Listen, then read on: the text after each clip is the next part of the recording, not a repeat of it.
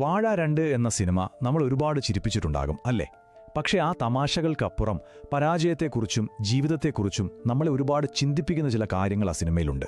അപ്പോൾ നമുക്ക് ആ പാഠങ്ങളിലേക്കൊന്ന് ആഴ്ന്നിറങ്ങി നോക്കാം. ജീവിതത്തിൽ എപ്പോഴെങ്കിലും ഏതെങ്കിലും ഒരു നിമിഷത്തിൽ ഞാനൊരു തോൽവിയാണല്ലോ എന്ന് സ്വയം തോന്നിയിട്ടുണ്ടോ? ചിലപ്പോൾ അത് പരീക്ഷയിലെ മാർക്ക് കൊണ്ടാകാം, അല്ലെങ്കിൽ ഒരു ജോലി കിട്ടാത്തതുകൊണ്ടാകാം. സത്യം പറഞ്ഞാൽ നമ്മളിൽ മിക്കവർക്കും എപ്പോഴെങ്കിലുമൊക്കെ ഈ ഒരു ഫീലിംഗ് വന്നിട്ടുണ്ടാകും. അപ്പോൾ എന്താണ് ഈ വാഴ? സിനിമ മൊത്തത്തിൽ കറങ്ങുന്നത് ഈ ഒരു വാക്കിന് ചുറ്റുമാണ്. ജീവിതത്തിൽ ഒന്ന് പിന്നോട്ട് പോകുമ്പോഴോ അല്ലെങ്കിൽ മറ്റുള്ളവരുടെ പ്രതീക്ഷയ്ക്കൊത്ത് ഉയരാതിരിക്കുമ്പോഴോ സമൂഹം നമുക്ക് ചാർത്തിത്തരുന്ന ഒരു പേരാണിത്. ഈ ഒരു പ്രശ്നമാണ് സിനിമ ശരിക്കും അഡ്രസ്സ് ചെയ്യുന്നത്. അപ്പോൾ നമ്മുടെ ആദ്യത്തെ ചോദ്യം ഇതാണ്: ഈ വാഴ എന്നൊക്കെയുള്ള വിളിപ്പേരുകൾക്ക് നമ്മുടെ ജീവിതത്തെ ശരിക്കും സ്വാധീനിക്കാൻ പറ്റുമോ? അത് നമ്മുടെ റിയാലിറ്റിയെ എങ്ങനെയാണ് മാറ്റുന്നത്? നമുക്ക് നോക്കാം. ഇവിടെ ശരിക്കും രണ്ട് കാര്യങ്ങൾ തമ്മിലൊരു ക്ലാഷ് നടക്കുന്നുണ്ട്. ഒരു വശത്ത് നമ്മുടെ മാർക്കിന്റെയും സാഹചര്യങ്ങളുടെയും പേരിൽ സമൂഹം ചാർത്തിത്തരുന്ന വാഴ എന്ന ലേബൽ. പക്ഷെ അതിന്റെ മറുപുറത്ത് സിനിമ നമ്മളെ ഓർമ്മിപ്പിക്കുന്ന ഒരു വലിയ സത്യമുണ്ട്: ആരും ഒരു തോൽവിയായിട്ടല്ല ജനിക്കുന്നത്. ഇതിൽ നിന്ന് നമ്മൾ പഠിക്കേണ്ട ഏറ്റവും പ്രധാനപ്പെട്ട പാഠം ഇതാണ്: നിങ്ങളുടെ ഇന്നത്തെ അവസ്ഥയോ സാഹചര്യമോ അല്ല നിങ്ങളുടെ ഭാവിയെ തീരുമാനിക്കുന്നത്. ഈ കേൾക്കുന്ന വിളിപ്പേരുകളൊക്കെ കുറച്ചു കാലത്തേക്ക് മാത്രമുള്ളതാണ്. ഒരുപക്ഷേ ഇന്നത്തെ ഈ ബുദ്ധിമുട്ടുകളാവാം നാളത്തെ നമ്മുടെ ഏറ്റവും വലിയ വിജയത്തിലേക്കുള്ള സ്റ്റെപ്പുകൾ. ഓക്കെ, അപ്പോൾ സമൂഹത്തിന്റെ കാര്യം നമ്മൾ പറഞ്ഞു. ഇനി നമുക്ക് കുറച്ചുകൂടി പേഴ്സണൽ ആയിട്ടുള്ള കാര്യത്തിലേക്ക് വരാം. നമ്മുടെ ഫ്രണ്ട്സ്, ഫാമിലി, നമ്മളെ താങ്ങി നിർത്താനും ചിലപ്പോൾ തളർത്താനും കഴിയുന്ന ഈ ബന്ധങ്ങളെക്കുറിച്ച് സംസാരിക്കാം. ഈ സിനിമ അടിവരയിട്ട് പറയുന്നൊരു കാര്യമാണ് നല്ല സൗഹൃദങ്ങളുടെ പവർ. ജീവിതത്തിലെ ഏറ്റവും മോശം സമയത്ത് ഒന്നും നോക്കാതെ കൂടെ നിൽക്കാൻ, നമ്മളെ കേൾക്കാൻ കുറച്ച് നല്ല ചങ്കുകളുണ്ടെങ്കിൽ പിന്നെ ഏത് പ്രതിസന്ധിയും നമുക്ക് ഈസിയായിട്ട് കടന്നുപോകാം. ആ ഒരു ബന്ധത്തിന് അത്രയേറെ വിലയുണ്ട്. പക്ഷേ ഫ്രണ്ട്ഷിപ്പിന്റെ ഈ പോസിറ്റീവ് സൈഡ് പോലെ തന്നെ ഒരു പ്രഷർ കുക്കർ സിറ്റുവേഷനുമുണ്ട് അല്ലേ?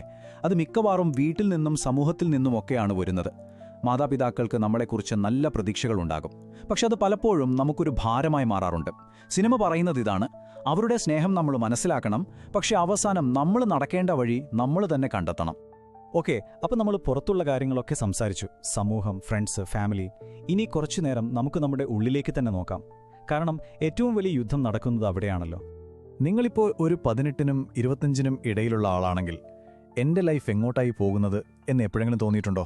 ഒരു പിടിയുമില്ലാത്ത അവസ്ഥ, കരിയർ, റിലേഷൻഷിപ്പ് എല്ലാം ഒരു ചോദ്യചിഹ്നം പോലെ. എങ്കിൽ കേട്ടോളൂ, അത് തികച്ചും നോർമലാണ്. നിങ്ങൾ ഈ ഫീലിംഗിൽ ഒറ്റയ്ക്കല്ല. ഇത് ജീവിതത്തിൻ്റെ ഒരു ഘട്ടം മാത്രമാണ്. പക്ഷേ ഈ കൺഫ്യൂഷന്റെ ഇടയിൽ നമ്മൾ സ്വയം ചെയ്യുന്ന ഏറ്റവും വലിയ ദ്രോഹം എന്താണെന്നറിയോ? അതാണ് കമ്പാരിസൺ. മറ്റുള്ളവരെ നോക്കി നമ്മുടെ ജീവിതം അളക്കുന്നത്. അത് നമ്മളെ എങ്ങോട്ടായിരിക്കും കൊണ്ടുപോകുന്നത്? സിനിമയുടെ തന്നെ നോക്കിയാൽ മതി.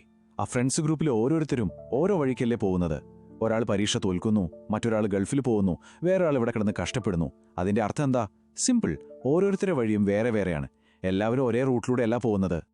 അതുകൊണ്ട് ഒരു കാരണവശാലും നിങ്ങളുടെ ലൈഫിന്റെ ടൈം ലൈൻ വേറൊരാളുമായിട്ട് കമ്പയർ ചെയ്യരുത്.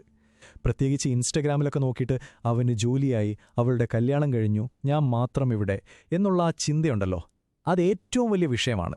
ഓരോരുത്തർക്കും അവരവരുടേതായ ഒരു സമയമുണ്ട്. ഓക്കെ, അപ്പോൾ നമ്മൾ ഇതുവരെ പറഞ്ഞ കാര്യങ്ങളെല്ലാം കൂട്ടിവെച്ച് ഈ സിനിമയുടെ ഏറ്റവും പവർഫുള്ളായ മെസ്സേജിലേക്ക് വരാൻ പോവുകയാണ്. നമ്മുടെ കഥയെ നമ്മൾ എങ്ങനെ നോക്കിക്കാണണം എന്നതിനെക്കുറിച്ച്. നമ്മൾ സാധാരണ സിനിമകളിൽ കാണുന്ന പോലെ എന്നിട്ട് അവർ സുഖമായി ജീവിച്ചു എന്നൊരു ക്ലൈമാക്സ് ഉണ്ടല്ലോ, അത് റിയൽ ലൈഫിലില്ലെന്നാണ് ഈ സിനിമ പറയുന്നത്. ജീവിതം എന്ന് പറയുന്നതൊരു ദി എൻഡ് ഇല്ലാത്ത, തുടർന്നുകൊണ്ടേയിരിക്കുന്ന ഒരു കഥയാണ്. ഇതാണ് ഈ സിനിമയുടെ ഹൃദയം. ശരിക്കും ഇതാണ് നമുക്ക് കിട്ടുന്ന ഏറ്റവും വലിയ പാഠം. ഈ ലോകം മുഴുവൻ നിങ്ങളൊരു വാഴ എന്ന് വിളിച്ചാലും അതൊന്നും ഒരു പ്രശ്നമല്ല. കാരണം നിങ്ങൾക്ക് നിങ്ങളുടേതായ ഒരു സ്റ്റോറിയുണ്ട്, ഒരു വാല്യൂ ഉണ്ട്. അതിന് വേറൊരാളുടെ സർട്ടിഫിക്കറ്റിന്റെ ആവശ്യമില്ല. എന്നുവെച്ചാൽ സക്സസ് എന്ന് പറയുന്നത് ഒരു ഇൻസ്റ്റന്റ് നൂഡിൽസ് പോലെയല്ല. അത് പതുക്കെ വേവിച്ചെടുക്കേണ്ട ഒരു സംഭവമാണ്. ജീവിതം ഒരു ലോങ് പ്രോസസ്സാണ്. അതിൽ ജയവുമുണ്ടാകും, തോൽവിയുമുണ്ടാകും. രണ്ടും ആ യാത്രയുടെ ഭാഗമാണ്. അപ്പോൾ ഈ സിനിമയിൽ നിന്ന് നമുക്ക് പോക്കറ്റിട്ട് കൊണ്ടുപോകാൻ പറ്റുന്ന കുറച്ച് സിമ്പിൾ കാര്യങ്ങൾ എന്തൊക്കെയാണ്? 1. ഇപ്പോഴത്തെ ബുദ്ധിമുട്ടോർത്ത് ടെൻഷൻ അടിക്കണ്ട. 2. ആരുമായും സ്വയം താരതമ്യം ചെയ്യരുത്. 3. പതുക്കെയാണെങ്കിലും എല്ലാ ദിവസവും സ്വയം മെച്ചപ്പെടുത്താൻ ശ്രമിക്കുക. 4. ഒന്ന് ഓർക്കുക, കാലം പോകുന്തോറും ജീവിതം എന്തായാലും മാറും. അവസാനമായി ഈ ഒരു ചോദ്യം ഞാൻ നിങ്ങൾക്ക് വിട്ടുതരികയാണ്. നിങ്ങളുടെ ജീവിതം എന്ന പുസ്തകം അത് ആരെഴുതണം? നാട്ടുകാരും വീട്ടുകാരും പറയുന്നതനുസരിച്ചാണോ അതിൻ്റെ കഥ പോകേണ്ടത്? അതോ ആ എഴുതാനുള്ള പേന നിങ്ങളുടെ കയ്യിലാണോ? ഇതിൻ്റെ ഉത്തരം നിങ്ങൾ തന്നെ കണ്ടെത്തുക.